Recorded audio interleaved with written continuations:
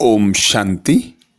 16 अक्टूबर 2022 अव्यक्त बाप दादा ने रिवाइज कोर्स 3 नवंबर 1992 को हम बच्चों का अटेंशन खिंचवाया।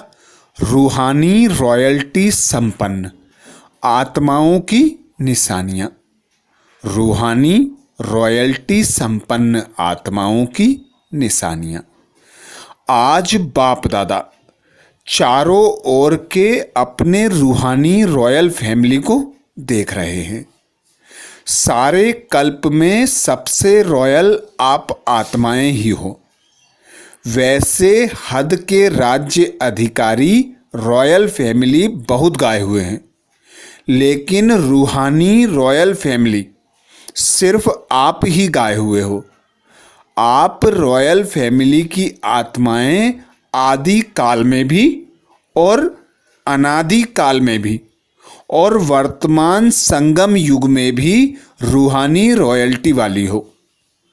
अनादि काल स्वीट होम में भी आप विशेष आत्माओं की रूहानियत की झलक चमक सर्व आत्माओं से श्रेष्ठ है।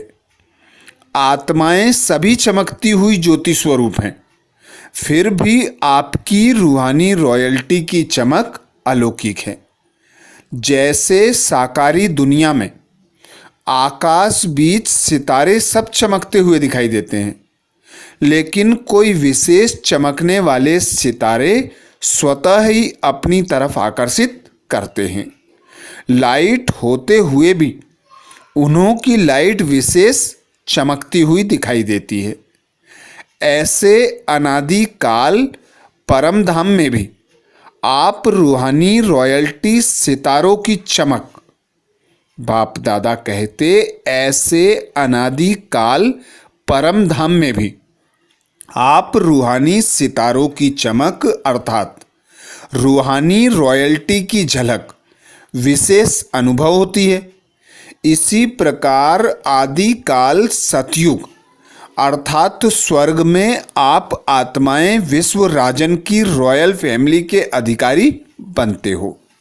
हर एक राजा की रॉयल फैमिली होती है, लेकिन आप आत्माओं की रॉयल फैमिली की रॉयल्टी व देव आत्माओं की रॉयल्टी सारे कल्प में और किसी रॉयल फैमिली की हो नहीं सकती।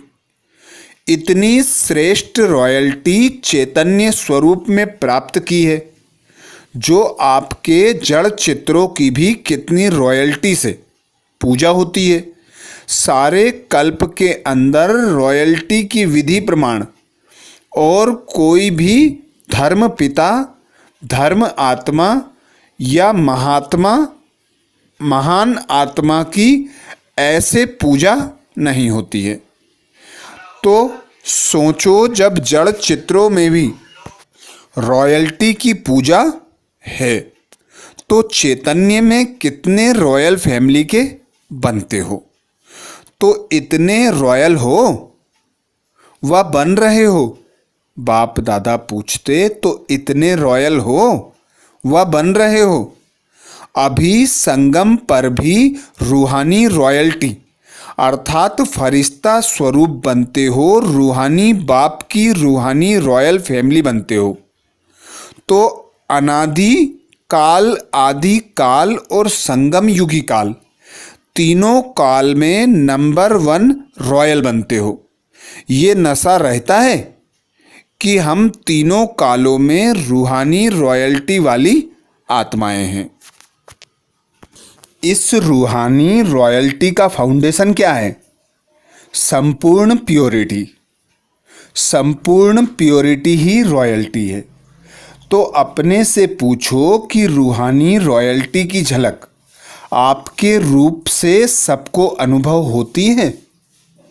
रूहानी रॉयल्टी की फलक हर चरित्र से अनुभव होती है। लौकिक दुनिया में भी अल्पकाल की रॉयल्टी न जानते हुए भी चेहरे से, चलन से अनुभव होती है। तो रूहानी रॉयल्टी गुप्त नहीं रह सकती, वो भी दिखाई देती है। तो हर एक नॉलेज के दर्पण में अपने को देखो कि मेरे चेहरे पर चलन में रॉयल्टी दिखाई देती है, वह साधारण चेहरा साधारण चलन दिखाई देती है। जैसे सच्चा हीरा अपनी चमक से कहाँ भी छिप नहीं सकता, ऐसे रूहानी चमक वाले रूहानी रॉयल्टी वाले छिप नहीं सकते। कई बच्चे अपने को खुश करने के लिए सोचते हैं और कहते भी हैं कि हम गुप्त आत्माएं हैं, इसलिए हमको कोई पहचानता नहीं है। समय आने पर आपे ही मालूम पड़ जाएगा। गुप्त पुरुषार्थ बहुत अच्छी बात है, लेकिन गुप्त पुरुषार्थी की झलक और फलक व रूहानी रॉयल्टी की चमक औरों को अनुभव जरूर कराएगी। स्वयं स्वयं को चाहे कितना भी गुप्त रखे, लेकिन उनके बोल, उनका संबंध संपर्क, रूहानी व्यवहार का प्रभाव उनको प्रत्यक्ष करता है। जिसको साधारण शब्दों में दुनिया वाले बोल और चाल कहते हैं, तो स्वयं स्वयं को प्रत्यक्ष नहीं करते, गुप्त रखते। यह निर्माणता की विशेषता है। लेकिन दूसरे उनके बोल चाल से अनुभव अवश्य करेंगे। दूसरे कहें कि यह गुप्त पुरुषार्थी हैं, अगर स्वयं को कहते हैं कि मैं गुप्त पुरुषार्थी हूँ, तो यह गुप्त रखा या प्रत्यक्ष किया। कह रहे हो गुप्त, लेकिन बोल रहे हो कि मैं गुप्त पुरुषार्थी हूँ, यह गुप्त हुआ? बाप दादा पूछते, यह गुप्त हुआ? बहुत पत्र में भी लिखते हैं कि हम गुप्त पुरुषार्थियों को निमित्त बनी हुई दादियाँ नहीं जानती। फिर यह भी लिखते हैं कि देख लेना आगे हम क्या करते, क्या होता है, तो यह गुप्त रहे या प्रत्यक्ष किया। गुप्त पुरुषार्थी अपने को गुप्त रखें, यह बहुत अच्छा, लेकिन वर्णन नहीं करो। दूसरा आपको बोले, जो अपने आप को ही कहे उनको क्या कहा जाता है? मियाँ मिट्ठू। तो मियाँ मिट्ठू बनना बहुत सहज है ना। तो क्या सुना? रूहानी रॉयल्टी।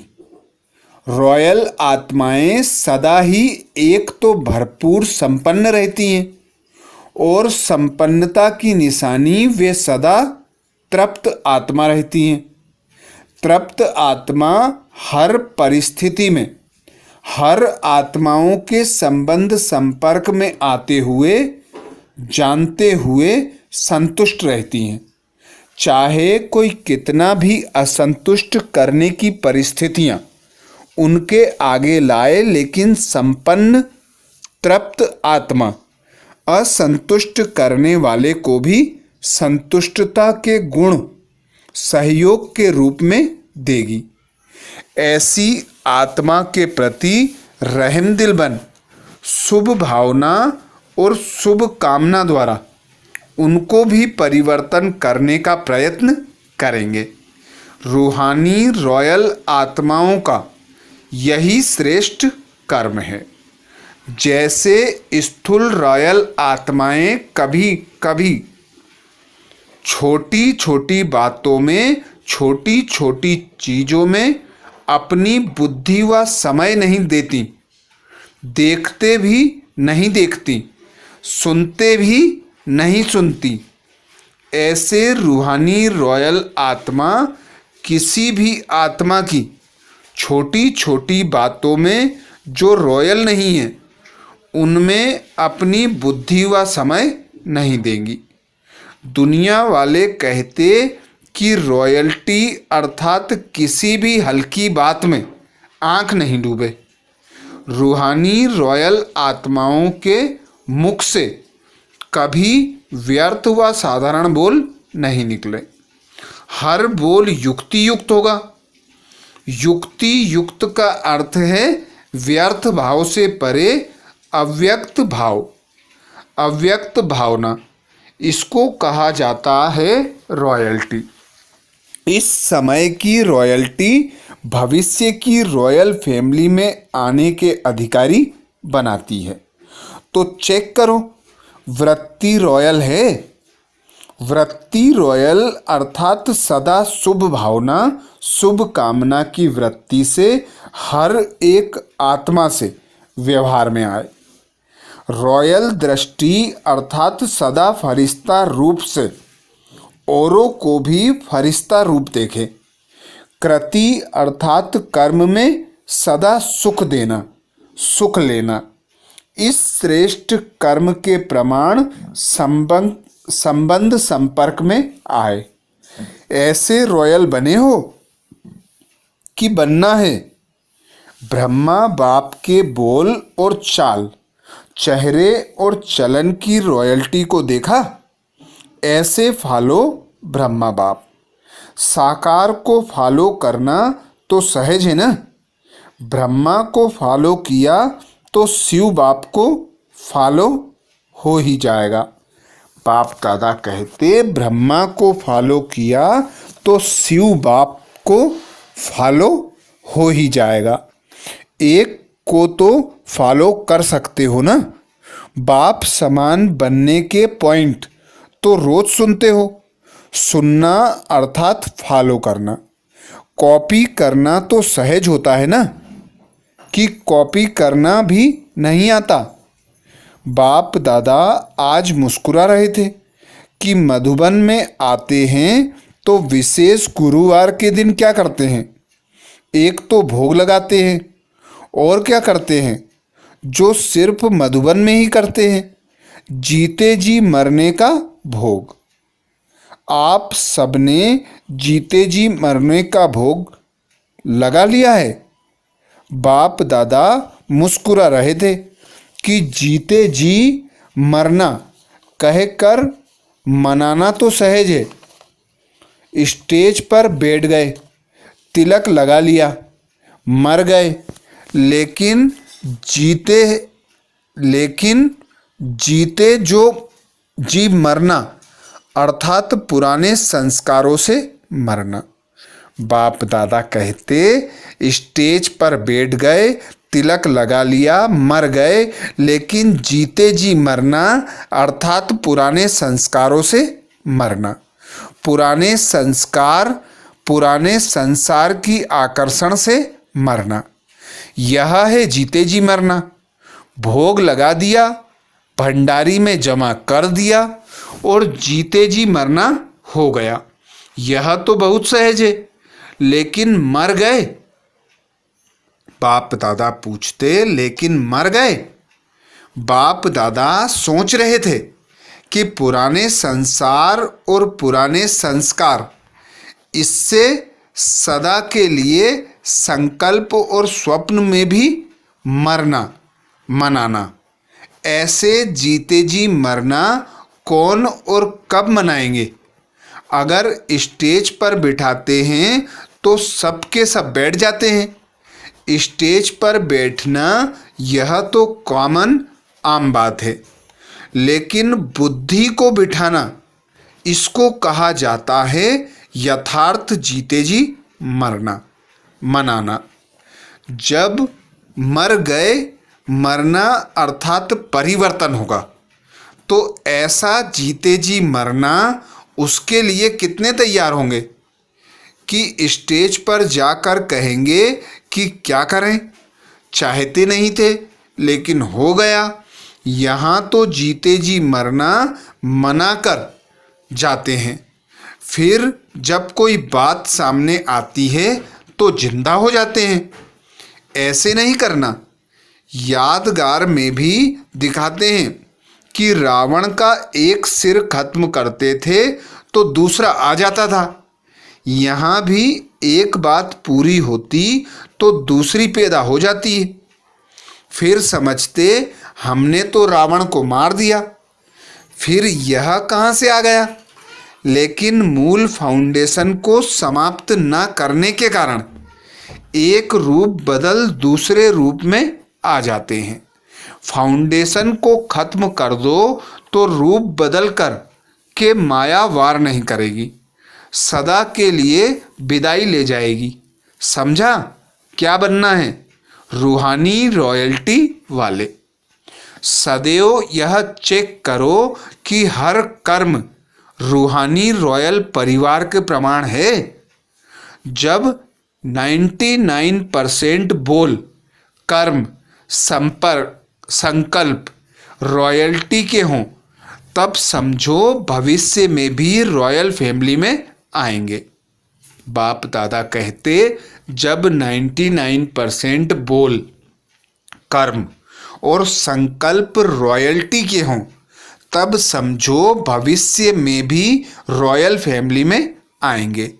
ऐसे नहीं सोचना हम तो आ ही जाएंगे, चलो संपन्न नहीं बने हैं तो 1% फ्री देते हैं, लेकिन 99% रॉयल्टी के संस्कार, बोल और संकल्प नेचुरल होने चाहिए।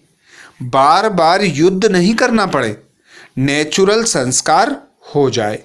अच्छा, चारों ओर के रूहानी रॉयल्टी वाली रॉयल आत्माओं को सदा प्योरिटी द्वारा रॉयल्टी अनुभव कराने वाली आत्माओं को, सदा फरिश्ता स्वरूप के संस्कार को प्रैक्टिकल में लाने वाली आत्माओं को, सदा ब्रह्मा बाप को फॉलो करने वाली आत्माओं को, सदा श्रेष्ठ ब्राह्मण संसार में ब्राह्मण संस्कार अनुभव करने वाले रूहानी रॉयल परिवार को बाप दादा का याद, प्यार और नमस्ते।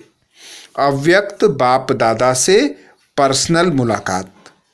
सेवा में बिजी रहो तो सहज मायाजीत बन जाएंगे। बाप दादा ने अटेंशन खिंचवाया, सेवा में बिजी रहो तो सहज मायाजीत बन जाएंगे। सदा अपनी शक्तिशाली वृत्ति से वायुमंडल को परिवर्तन करने वाली विश्व परिवर्तक आत्माएं होना। इस ब्राह्मण जीवन का विशेष ऑक्यूपेशन क्या है? अपनी वृत्ति से, वाणी से और कर्म से विश्व परिवर्तन करना। तो सभी ऐसी सेवा करते हो या टाइम नहीं मिलता है? वाणी के लिए समय नहीं है तो वृत्ति से, मनसा से, सेवा से परिवर्तन करने का समय तो है ना। सेवाधारी आत्माएं सेवा के बिना रह नहीं सकती। ब्राह्मण जन्म है ही सेवा के लिए, और जितना सेवा में बिजी रहेंगे उतना ही सहज मायाजीत बनेंगे। तो सेवा का फल भी मिल जाए और मायाजीत भी सहज बन जाए, डबल फायदा है ना। जरा भी बुद्धि को फुर्सत मिले तो सेवा में जुट जाओ। वैसे भी पंजाब हरियाणा में सेवा भाव ज़्यादा है। गुरुद्वारों में जाकर सेवा करते हैं ना, वह है स्थूल सेवा और यह है रूहानी सेवा। सेवा के सिवाय समय गंवाना नहीं। निरंतर योगी, निरंतर सेवाधारी बनो।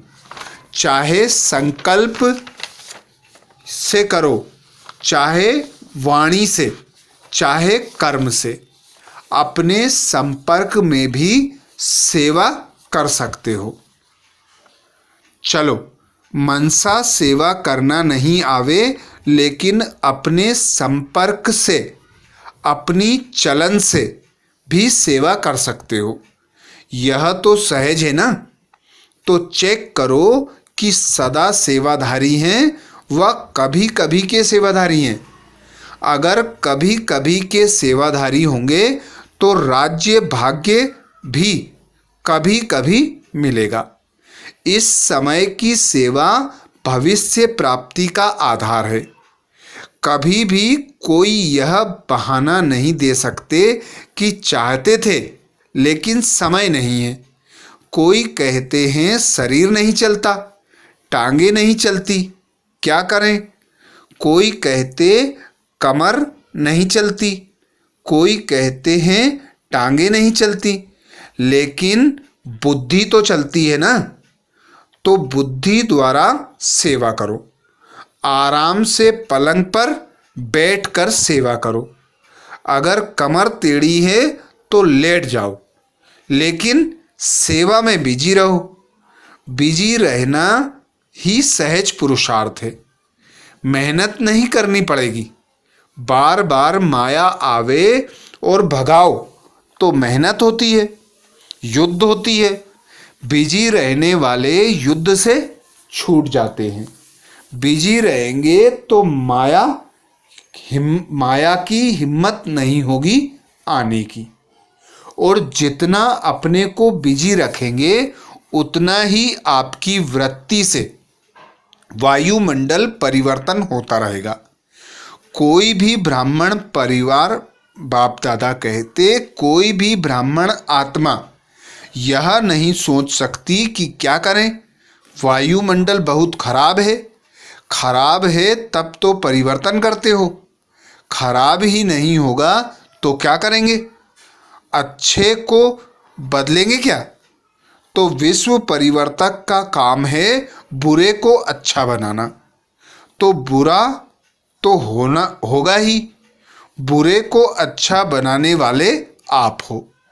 विश्व परिवर्तन का कार्य किया है तब तो अब तक भी आपका गायन है। शक्तियों के गायन में आपकी कितनी महिमा करते हैं, तो अपनी महिमा सुनते हुए खुशी होती है ना। अच्छा, वरदान दिया बाप दादा ने। वरदान में बाप दादा बोले, सेवा का प्रत्यक्ष फल खाते, एवर हेल्दी, वेल्दी और हैप्पी रहने वाले, सदा खुशहाल भाव। सेवा का प्रत्यक्ष फल खाते, एवर हेल्दी, वेल्दी और हैप्पी रहने वाले, सदा खुशहाल भाव। जैसे साकार दुनिया में कहते हैं कि ताज़ा फल खाओ तो तंदुरुस्त रहेंगे, हेल्थी रहने का साधन फल बताते हैं। और आप बच्चे तो हर सेकंड प्रत्यक्ष फल खाने वाले हो। इसलिए यदि आपसे कोई पूछे कि आपका हालचाल क्या है, तो बोलो हाल है खुशहाल और चाल है फरिश्तों की। हम हेल्दी भी हैं, वेल्दी भी हैं, तो हैप्पी भी हैं। ब्राह्मण कभी उदास हो नहीं सकते। स्लोगन में बाप दादा कहते, पवित्र आत्मा ही स्वच्छता और सत्यता का दर्पण है। पवित्र आत्मा ही स्वच्छता और सत्यता का दर्पण है। विशेष सूचना, आज मास का तीसरा रविवार है। साय 6:30 से 7:30 बजे तक सभी भाई बहनें एक ही शुद्ध संकल्प परिवर्तन का लें। बाप दादा कहते, सभी भाई बहनें एक ही शुद्ध संकल्प परिवर्तन का लेते हुए विश्व परिवर्तन के महान कार्य में सहयोगी बने। अनुभव करें कि बाप दादा के मस्तक से शक्तिशाली किरणें निकलकर मेरी भ्रकुटी पर आ रही हैं और वही किरणें मेरे द्वारा निजी संस्कारों का परिवर्तन करते हुए संसार परिवर्तन का कार्य कर रही हैं। अच्छा, तो ये थे बाप दादा के महावाक्य। ओम शांति।